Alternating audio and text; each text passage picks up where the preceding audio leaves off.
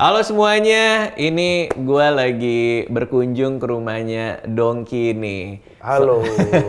Seorang gamer istimewa. Gue tuh ngerasa agak aneh nih ngeliat Dongki sekarang, karena biasanya gue kalau ngeliat lu kan di YouTube Ya. dan selalu nggak pakai baju. Nggak pakai baju ya, betul. Kenapa? Lu ada apa sih? Nggak apa-apa. Kenapa lu sering Jadi telanjang dada gitu ceritanya sih? tuh awalnya tuh karena aku badanku mungkin kan gendut ya. Badanku gendut, terus dulu kalau aku misalnya live streaming.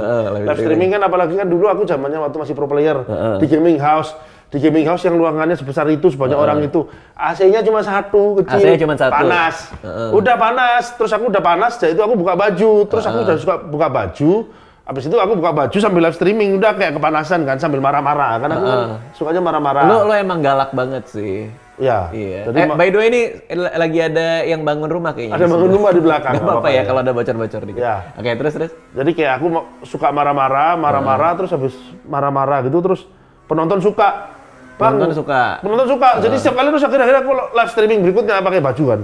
Bang, lepas baju bang, lepas baju. Justru kalau lo pakai baju malah disuruh copot. Suruh copot, sejak itu aku akhirnya copot terus. Dan keterusan sampai sekarang. Sampai sekarang. Katanya lo dengar-dengar kalau ke mall juga buka baju. Oh enggak kalau itu. tapi aku pernah itu waktu juara turnamen lepas baju. Oh gitu? Buka baju. Ketika juara baru lepas? Buka juara, buka baju terus ngangkat piala. Oke. Satu-satunya Mas ya. Luar di Indonesia. biasa memang Dongki ini. Tapi sekarang kesibukannya apa? Katanya udah jarang di pro player game lagi ya? Mau bikin e-sport apa gimana tuh? Ya, jadi kesibukanku sekarang kan aku bikin tim e-sport namanya GPX IDN. Fokusku jadi di sana untuk ngembangin talent-talent. Soalnya kan aku juga tahu kalau misalnya as a talent, maksudnya itu selalu ada nyawanya gitu loh. Jadi kayak naik pasti nanti ujung-ujungnya juga pasti turun. Jadi kita harus nyari sesuatu, mesti sesuatu ya yang maksudnya kita yang mending yang ngembangin gitu. Jadi aku mikir untuk bentuk GPX untuk ngembangin orang. Tapi bukannya kalau emang jago banget terus dia nggak akan turun. Maksudnya kenapa gua. Kenapa pro player itu menurut lu ada nyawanya? Ya karena game ini kan kompleks banget, terus otak itu ada batasnya gitu. Jadi kalau menurutku orang udah kayak main lama itu akhirnya ujung-ujungnya itu kayak udah full secara mental, mereka udah stres, dan orang-orang baru ini masih berambisi bakal ngejar yang di atas gini. Jadi pasti cepat atau lambat akan ada yang lebih jago dari kita. Cepat atau lambat, di e-sport tuh cepet banget loh. Perputarannya tuh bukan beda sama sepak bola ya. Sepak bola tuh lu jago, maksudnya lu jago bisa bertahan kayak 5 tahun sampai 10 tahun. Ya sampai tua gitu kan. Ya e-sport mungkin nyawanya cuma 2-3 tahun. Terus kemarin kan yang ini pas kita syuting kan masih diblokir nih Steam dan kawan-kawannya ya. Nggak tahu kalau udah tayang ya, karena kabarnya Steam udah daftar PSE tuh. Udah daftar ya? Katanya sih, maksudnya lagi proses gitu. Amin. Cuma gue kaget banget gue. Kaget ya? Karena pagi-pagi gue mau main game. Hiburan gue tuh cuma main game doang Dongki. Main apa sekarang? Main Football Manager. Oh, Football Manager. Elden Ring. Suka main Football Manager sama dong kayak aku dulu. Dulu aku suka banget main Mobile Legends. Football Manager. Football Manager. Lu sampai yang ini nggak? Sampai kayak kalau gue udah stres banget gue. Jadi kayak kalau lagi Final Cup gitu ya, Piala FA atau Champions gitu, gue suka pakai jas sambil main. Pernah nggak lu? Sampai merasakan benar-benar jadi manajer. Gua tuh kayak baper gue sama anak-anak gue yang di situ. Kayak ngerasain kayak gue mau support mereka, jadi gue pakai jas gitu main gitu. Serius. Dan gue nggak pernah reload kan banyak orang main Football Manager kalau kalah reload. Kalau kalah jadi kayak di save di load gitu. Di load lagi, gue nggak. Jadi gue kalau kalah ini pemain gue jago kakinya patah 6 bulan terusin aja. Jadi kayak gue tuh bener-bener menikmatin ya. Wah, terlibat banget gue. Kalau ditawar lebih gede sama klub lain, terus tiba-tiba dia pindah, terus gue kayak mana loyalitasnya gitu. Sampai bener-bener Kalau gue iya. sampai ngerasain bener ya. Kalau gue iya. Nah kalau gue mainnya ini Dongki. Gue bikin dia holiday sampai 5 tahun, 10 tahun gitu ya. Kadang-kadang 15 atau 20. Jadi pemain yang lamanya itu rata-rata udah pada pensiun. Jadi cuma yang pemain komputer doang gitu. Oh jadi malah sampai yang pemain aslinya tuh udah nggak ada. Udah pensiun ya kan? Sampai keluar pemain-pemain yang nggak jelas itu. Yang komputer itu. Yang mukanya jadi muka-muka apa ya, namanya? Muka regen namanya. Yang regen itu. Terus abis itu gue langsung ambil salah satu klub, gue manage. Jadi orang baru semua, gue nggak tahu nih siapa nih gitu. Oh jadi benar-benar start from zero jadi ya. Iya, dan itu bisa kecanduan banget. Lo termasuk kayak kecanduan nggak Football Manager? Aku dulu Itu kecanduan ngaco waktu sih. kecil. Aku dulu justru main Football Manager tuh dari tahun 98 aku. Iya. Dari tahun 98 ya. 98 Udah tuh lama banget. aku masih ingetnya malah bukan Football Manager. Dulu namanya Championship Manager. Championship Manager, Sega. Ya, terus akhirnya nggak tahu kenapa Championship Manager akhirnya mulai turun, malah Football Manager yang naik waktu itu. Iya, dan mereka bikin lagi Championship Manager. Jadi kayak pisah. Ya bisa, tapi akhirnya lebih bagus Football Manager. Betul. Tapi dulunya Championship Manager. Betul. Yang masih pakai teks kan? Ya. Yang kalau gol Ya kalau kedip-kedip. main pakai teks. Wah. Nah, tapi hari Ya, ini oke. kita bukan ngomongin game. Oke. Ini tuh dimulai dari gua lagi lihat IG, terus salah satu temen gua, Steven dari Hobi Jam tuh. Hobi Jam, betul. Iya, dia nge-repost IG story lo, terus gua ngeliat lo makasih ke si Steven, terus di tangan lo ada 2 jam tangan. Yang ini holy grail gua banget. Karena gua tuh mendambakan suatu saat gua punya salah satunya. Nah, lu beli dua-duanya. Jadi gua kayak, buset nih, gila dia orang beli dua-duanya. Terus gua cek, itu kan IG lo kan, Iya, Dongki. Terus gua bilang sama Steven, bro, Steven ini dong, bilang ke Dongki dong, boleh nggak ya gua lihat jamnya gitu. Karena gua suka jam mekanik kalau Iya. gua. Jam apa aja sih, baterai pun juga gua suka. Ini gua cerita dikit sejarah gue. Iya. Jadi dulu tuh gue beli jam untuk menandakan pencapaian gue. Jadi kalau film tembus 1 juta, gue beli jam. Biar kalau achievement gue bisa lihat di tangan jadi kayak, gitu kan, kayak inget-inget lagi. Achievement, ya. Nah sampai akhirnya gue beli lumayan banyak, lama-lama jadi nggak kepake dong itu di rumah tuh. Jadi gue pikir sayang juga ya kalau gue punya barang tapi nggak pernah gue pakai. Akhirnya gue jual semua jam. Nah, jualnya waktu momen yang tepat nggak kemarin? Waktu itu iya, waktu belum seabsurd sekarang, tapi itu ada cerita lanjutannya. Jadi gue jual waktu itu, gue beliin Rolex Day Date waktu itu. Ya. Jadi dari semuanya gue beliin satu, supaya ceritanya semua value ini ada di 1 jam gitu, seolah-olah. Day Date yang 40 yang olive dial gitu. Yang itu nggak sih, yang anniversary. sekarang di Jonathan Liandi nggak sih, dibeli Jonathan Liandi? Masa sih? Bukan punya gua kan, tapi mirip gitu ya. Date olive yang green, Yang green. yang green silver kan? Iya itu Iya, ya, white gold. White gold ya, Iya. ya pokoknya white gold itu dibeli Jonathan Liandi. Oh serius? Iya, jadi temen yang tahu Jonathan Liandi kan? Tahu dong. Dia kemarin Emperor datang itu. acara Nah, stand up itu gue. beli jamnya Mas Radit. Yang bener. Benar, itu jamnya jadi bekas jam Mas Radit. Oh Jonathan Liandi. Iya, jadi ngomong, loh, Jo. Terus aku kan dia kayak ngobrol-ngobrol sama dia kan, dia sempet jam. Terus aku juga diomongin sama Hobi Jam. Heeh. Itu jamnya Mas Radit. Gua, oke. Iya, dibeli sama Jonathan Liandi. Bagus tuh, bagus. Jadi ada cerita lanjutan ini. Gua udah beli si Rolex Day Date ini. Pandemi dong, 2 tahun. Ya, betul. Ya kan? Nggak kemana-mana gue. Gue nggak kemana-mana, di rumah aja. Ya sekali lah syuting sana-sini. Terus gue ngeliat jam gue kayak nggak pernah dipakai lagi. Jadi kasihan gue. Kasihan sama jamnya. Punya nyawa jam ini. Iya kayak gue, lu ngapain di rumah gue doang gitu loh. Akhirnya gue bilang ke Steven, gue jual deh jam gue gitu kan. Kayaknya ya kasihan aja di rumah gue gitu. Akhirnya dijual, nah itu pas harga lagi gila-gilanya bro. Itu gue untungnya ratusan juta itu. Dari gue awal beli sampai gue jual lagi si Rolex Day Date itu. Ya. Nah, sekarang dipakai Jonathan kan. Gue tuh seneng karena dia jadi punya cerita sama orang lain gitu loh. Dia udah sama gue, sekarang waktunya lo lanjutkan hidup lo sama di tangan orang lain. Dan gue baru tahu tuh dia yang beli tuh. Iya, Jonathan Liandi yang beli. Oke. Nah, karena udah lagi sering keluar rumah, terutama kan gue lagi sering stand up nih. Kemarin pas stand up tuh, gue pengen ngecek udah berapa menit ya gue di stage, dan gue nggak punya jam kan. Gue kemarin sempat beli ada G-Shock Pink gitu, lucu banget gitu kan. Tapi kok gue kayak pengen punya jam mekanik lagi. Nah, gue nemu ini bro. Jadi ini adalah Panerai buat yang nggak suka Panerai. Buat yang nggak suka Panerai. Jadi gimana itu maksudnya?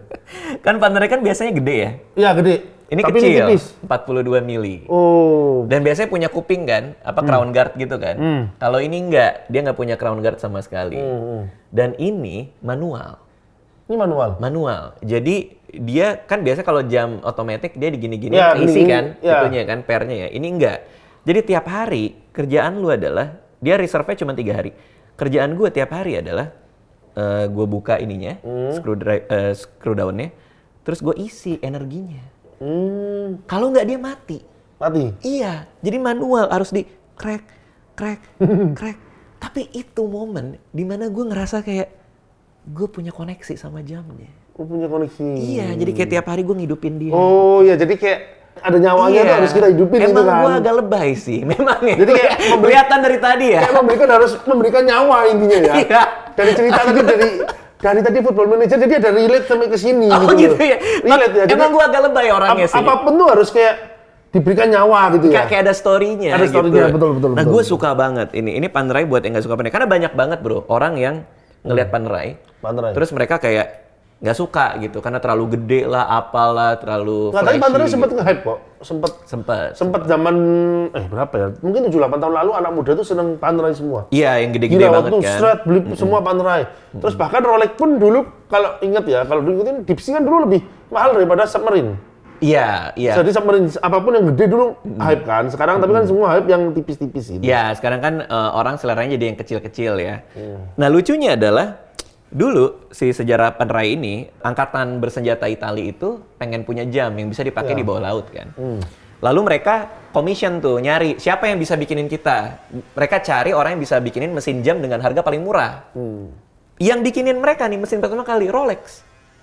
Rolex yang bikinin. Jadi kaitan dia dengan Rolex tuh ada secara historis tuh ada dari dulu gitu.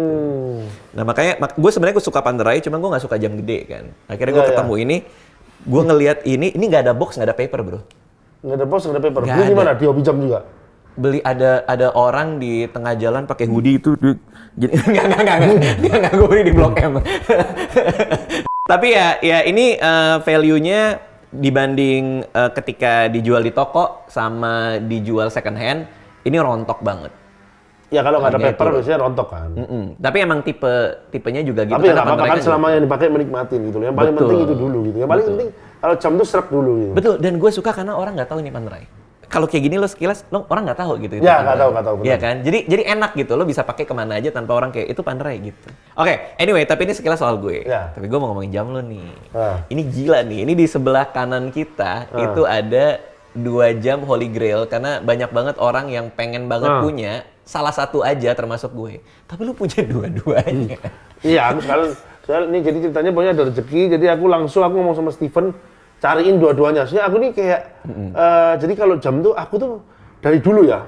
Ini jadi juga ada relate juga di e-sport apapun. Orangnya kayak kompetitif banget. Jadi kayak apapun kalau nggak ngerasa serak atau nomor 1 sampai ngerasakan pernah punya nomor 1 nggak akan berhenti. Oh, pokoknya lo tuh selalu pengen jadi yang terbaik lah. Ya, gitu. Nah, jadi kayak di e-sport pun aku seperti itu, jiwanya kompetitif sampai di jam pun. Aku jadi awalnya betul ya sukanya dari awalnya kayak Panerai punya dulu. Iya, karena cocok sih 048. buat tangan lo kan. Tapi 048 yang agak kecil juga itu bukan yang gede. Terus sempat ublot yang keramik gitu. Hublot keramik cocok sih.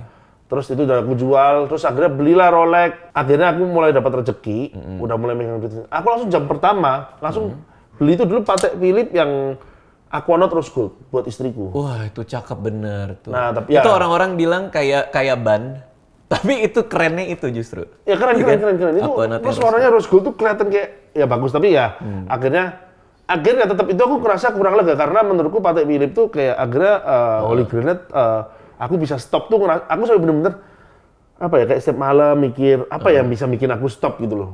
Jadi justru aku ada orang kayak gitu ya, dia beli jam nih kayak gue harus beli apa supaya gue berhenti nih gitu ya, karena harus yang wah paling mantap gitu. Aku harus stop gitu, saya kayak aku ngerasa kayak jadi aku udah nyoba kayak aku Rolex itu banyak banget. Aku sempat punya Hulk, aku jual lah, udah jual. Terus sempat punya Tiffany Blue ini aku lagi kan titipin ke Steven nggak suka juga, aku jual. Makanya akhirnya kayak aku mikir jam, akhirnya aku pilih lah, aku pokoknya seleksi bener-bener kayak aku tidur sampai mimpiin gitu aku kalau pakai gitu kayak pergi. Aku yang ngerasa kayak satisfying itu apa. Terus akhirnya aku di 2 jam ini kayak ngerasa ya udah ini aku putuskan aku harus punya 2 ini. Jadi aku stop gitu loh. Aku jadi stop di yang mahal-mahal gitu. Oke. Nah, menariknya adalah yang desain kedua ini kan Gerald Genta kan? Iya. Gerald Genta di tahun, kalau yang Audemars Piguet ini yang AP 15202 itu di tahun 70-an. Ya. Habis itu baru dia desain yang Patek Philippe. Tapi banyak orang yang malah secara prestis ya, itu malah si Nautilus yang di atas Nautilus, 5711 gitu. Cuma padahal secara histori yang duluan tuh AP 15202. Kita lihat boleh nggak? Boleh. Mau lihat yang mana dulu? Yang AP dulu deh. Itu di windernya itu. Nah, Wah, boleh pegang? boleh. Oke, luar biasa. Nah, ini adalah AP15202. Didesain sama legendaris nih, desainer jam legendaris Gerald Genta. Ya. Dibuatnya cuma semalam dia sketsanya. Semalam doang. Bang? Hanya semalam. Dia dikontak AP, disuruh bikin desain. Cuman 1 malam doang. Dia coret-coret, dikasih jadi langsung. Gila nggak? Dan ini yang buat gue keren banget adalah, gue tuh punya dulu yang 15400, yang 41 mili. Oh, itu bagus loh itu. Itu oke banget, tapi menurut gua yang ini tuh secara historis lebih dekat sama aslinya. Yang 1520, karena dia 39 mili dan dia tanggalnya nggak bisa diganti kan? Tanggalnya harus dimanualin gitu kan? Manual, jadi kayak harus nggak gini, kayak harus kayak mundur ke 1045, maju 12, lagi, 1045. mundur maju lagi. Bener, karena kalau jam-jam modern secara mesin ya, karena kan jam mekanik ya. Kayak jam modern tuh kan kalau ganti tanggal tinggal dikeluarin, puter tanggal ganti. Kalau ini nggak bisa nih. Dia harus kayak mundur maju secara manual bener gitu. Manual. Dia sama sekali nggak mau memperbaiki itu supaya secara historis masih sama. Jadi emang ini gila sih, ini legendaris banget sih. Lo nyaman nggak kalau ngomongin harganya? Harganya kan sekarang sekitar 1,4 ya, nyaman aja. Iya, 1,4 ya. Ya, nggak apa-apa. Wah gila, ini gua pernah lihat, aduh harganya dulu berapa ya? Sempat 2 lebih loh. Sempat 2 miliar. Ya, tapi kalau mau ngomong dari tokonya kan murah kan, sekitar mungkin 300-400. Iya, sekitar segituan. Dan ini sempat hype sampai 2M lebih loh. Iya. Gua kayaknya belum lihat yang pas 2M, tapi setahu gua memang dia di atas 1 M-an. Tapi sempat ya 2M ya. Sempat. Iya, kalau di toko tuh cuma ratusan sih, memang 300-200 gitu. Nggak cuma juga ya, tapi harganya ya 300-200. Ya. Betapa beruntungnya orang yang dapat dari toko ya. Dia langsung untung 1 M lebih ya. Tapi kan waktu momen itu belum gitu loh. Kan ini kan momen hype-nya sekitar tahun 2000.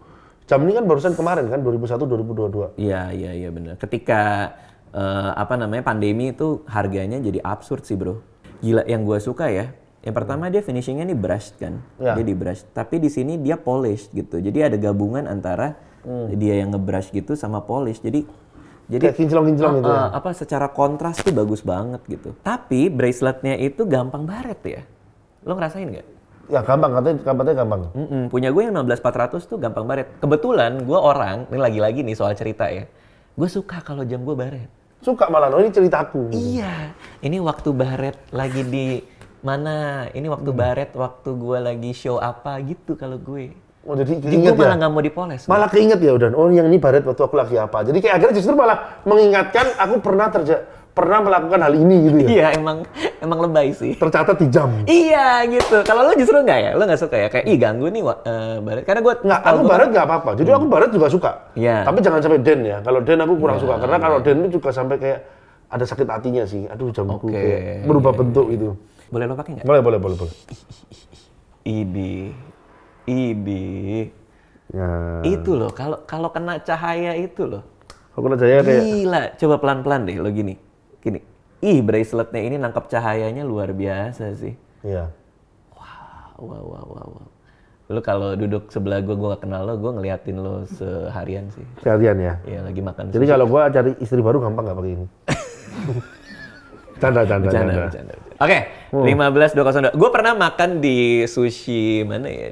Di Penjaringan situ di Jakarta Utara, makan sushi. Terus ada yang pakai 15202. Gue makan, gue nggak berhenti ngeliat gue. Itu orang mungkin agak canggung juga kali ya gue lihat. Malah dilihatnya sama Raditya Dika gitu. Kalau dia kenal ini sih. Ini kok malah artis malah ngeliatin aku gitu. Gue ngeliatin sambil makan, gila cakep banget, gue bilang gitu. Aku rencana sih jujur ya, aku beli 2 ini nggak akan aku jual. Jadi mau turun 300 juta pun. Bodoh amat. Mau jadi 5M, mau jadi berapapun, memang aku cinta gitu loh sama 2 ini. Aduh, gue juga cinta sih. Sama 2 itu. Oke, itu yang 15202. Ya. Boleh kita lihat. Boleh. Kalau ini nanti pas Radit aja, Bang. Ini sih ukurannya udah ukuran istriku. Oh gitu. Oke. Nah. Apa-apa gue lihat aja. Oke. Yang ini adalah Patek Philippe Nautilus 5711. Ini lebih mahal padahal ya. Ini memang dia lebih mahal karena di dunia jam itu kan ada 3 brand yang sangat di respect ya. Kalau yang 3 bener-bener Atas itu Patek Philippe, Audemars Piguet sama Vacheron Sama Constantin. Vacheron, ya. Aku denger Vacheron. Benar. Lu tinggal beli satu lagi yang Vacheron Constantin yang overseas. Dia ada steel juga kayak gitu. Lu punya tiga brand paling gokil sedunia sih. Kalau yang itu. Kalau mau lihat-lihat nanti namanya Vacheron Constantin yang overseas. Ini 3 jam steel ini luar biasa. Aku Vacheron tuh aku jujur, aku cuma dengar story-nya, aku dari baca internet kayak itu padahal selevel gitu. Justru Rolex itu harusnya malah di bawah. Betul. Tapi nggak tahu kenapa ya karena aku lahirnya di Indo, jadi aku ngerasa kena hype-nya Rolex di Indo, jadi aku akhirnya tetap milih punya Rolex gitu dibanding Vacheron. Iya. Kalau gua apapun gua respect sih, maksudnya mau dia Panerai, mau Rolex, mau apa. Tapi kadang-kadang orang kategorinya memang ke situ. Ya. Dan Rolex tuh memang safe bet banget sih. Safe. Loh, aku Rolex juga ada, tapi jadi gini kebetulan ya, barusan kemarin aku jual. Jadi ini ceritanya lucu. Jadi kayak aku jual baru aja kemarin ke satu toko jam itu Rolex, tahu yang gold John Mayer? Tahu Daytona hijau. Ya. Iya, tahu. Gold, yang gold. Yang gold. Kepalanya green. Iya, itu ada. hijau. Tapi aku udah beli lagi, jadi tapi datangnya masih akhir bulan. Jadi kayak Lo beli itu? Karena aku dapat harga bagus. Berapa? Jadi harga bagus. Jadi intinya aku kemarin jual di satuan lah. Satuan, terus aku dapat temanku dari Paris yang new 2022 harganya segitu. Terus aku jual ke toko, aku masih untung dikit. Plus tahunnya jadi lebih baru. Bener. Tapi kok bisa dapat lebih murah? Oh, karena harga lagi koreksi ya? Temanku dapat langsung dari toko gitu. Yang lagi di Paris. Wah, jago banget dia. Kok Dia bisa? dapat. Ya, jadi dia di sana katanya bundling sama Rolex yang diamond gitu. Iya. Kalau sekarang AD itu pada jualannya bundling. Aku dapat segitu, terus aku tawarin harganya kayak masuk bahkan lebih murah. Yang tahun tua aku jual bisa lebih tinggi. Jadi aku jual. Iya. Terus aku ganti yang baru tahun baru. Jadi memang kalau mungkin secara kalau masalah histori ya memang ya historinya jadi hilang kayak baru, tapi secara value naik kan? Iya, tapi itu make sense banget karena dapat harga yang lebih murah dengan tahun yang lebih baru, totally make sense. Ya, jadi aku jadi masih untung dikit, pokoknya intinya ya masih untung puluhan. Tapi tahunnya dari 2020 jadi 2022. Iya, itu luar biasa. Nah, kita lagi bahas ini tadi. Ini tuh gila sih, emang cakep banget. Kadang-kadang ya, memang braceletnya ini tuh kayak agak ganggu karena dia nonjol ya, bener nggak sih? Lo jadi nggak sukanya gara-gara itu kan? Kalau mau ngomong sama IP kayak dilihat dari jauh tuh kayak kalah mewah loh. Padahal harga lumayan nih bedanya nih. Harganya lumayan, beda bisa 400 juga. Dari sini ke sini beda 400. Berarti yang AP itu 1,4 M, kalau yang ini 1,8. 1,8. Aku sempat bingung tuh antara mau beli ini 5711 atau 5712 jujur aja. 5712 tuh yang ada. Ya, yang ada tanggal-tanggal, yang ada lebih kompleks itu. Ini aku mutusin aku lebih seneng yang polos. Iya, ini buat gue sih good choice banget sih, perfect banget sih. Jadi ini istriku yang pakai. Padahal kalau menurutku Patek ini karena kan kepalanya lumayan besar ya. Harus yang pakai menurutku harusnya cowok. Karena kalau dipakai cowok, ininya kelihatan mekar gitu loh. Apa? Braceletnya masih kelihatan mekar. Kalau dipakai istriku jadinya kayak gini, hilang, cuma kelihatan kepalanya doang. Dan menurut lo itu apa? Itu bagus kah atau? Kurang malahan. Jadi kayak coba kelihatan kepala terus kayak braceletnya jadi di tangan gitu loh. Menurutku bagus tuh harusnya kayak kepala sama bracelet tuh masih agak nyambung gitu. Iya, masih kelihatan agak gitu ya. Lebar. Sedangkan kalau Epi dipakai cewek pun itu kayak masih mekar karena kan kecil 39 kan. Betul. Emang kepalanya masih kecil gitu loh. Nah dulu si istri gue punya tuh EP yang 15 berapa ya? Pokoknya 37 mili. Ya. Nah gue malah suka jam-jam yang 37 mili. Jadi yang ini kan 39, ya. Dia jauh lebih kecil lagi. Ya beda 2 mili lumayan sih. Lumayan. Berarti lo beli dua ini buat kapelan gitu? Couple. Oh, walaupun Patek itu ada yang buat perempuan juga ada kan? Yang kayak ini agak lebih kecil tapi ya, nggak mau. Nggak mau. Aku sebenarnya sampai ke bab mimpi aku harus jam yang apa ya yang aku benar-benar berhenti beli. Itu. Aku mau berhenti beli jadi aku mau finish gitu loh. Nah pertanyaannya nih, beneran finish nih berarti nih? Finish, tapi aku mungkin ada tapinya. Tapi enggak, justru aku mau main yang di bawah-bawah kok. Oke. Jadi yang nanti aku mungkin mau di Pepsi, di Hulk lagi gitu-gitu. Iya. Pepsi, Hulk ya. Jadi mainnya gampang, masih kayak lebih apa ya? Masih lebih nggak bikin puyeng lah. Nggak bikin puyeng. Nggak bikin puyeng. Iya sih, kalau beli jam 1,8 sih memang harus dipikirin. Ya, ini salah satunya gini. Ini aku sempat nih sebelum ini, aku tuh sempat tuker yang kayak yang 15400 yang rose gold. Aku pakai, gede banget nggak suka. Akhirnya aku tukar ini. Aneh juga ya, padahal di tangan lo kayaknya di bayangan gua 41 mili tuh cocok. Enggak, Cocok, ternyata cocok nggak. tapi kayak ya aku nggak serak aja. Iya. Proporsinya ya. Bener-bener seraknya seperti ini. Aku jadi bener-bener ya itu kalau aku historinya kompetitif banget. Jadi aku pindah dia di merek apa itu aku pengen misalnya aku punya jam pun aku pengen di brand ini aku punya yang tertop gitu loh. Iya. Tapi kan masih ada satu brand lagi nih yang lagi nge-hype juga yang apa top tier juga walaupun masih baru ya. Itu Richard Mille kan. Oh, Richard Mille. Lo nggak mau Richard kesana? Mille. Tapi someday mungkin aku harus punya satu ya. Tapi aku jujur secara jamnya kurang suka. Karena terlalu gede. Terlalu gede dan menurutku tuh nggak kayak bukan jam aja gitu.